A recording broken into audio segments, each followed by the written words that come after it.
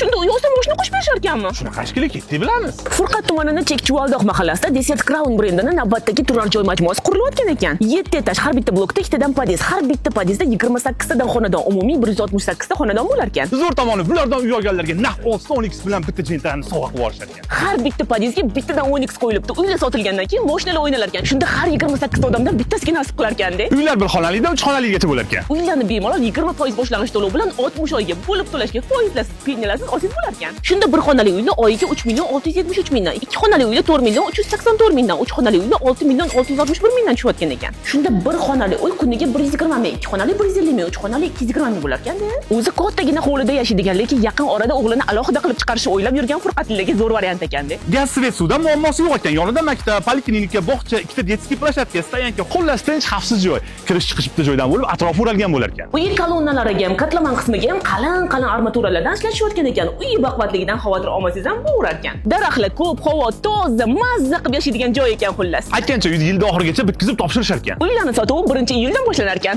Nomi ham zo'r ekan-da.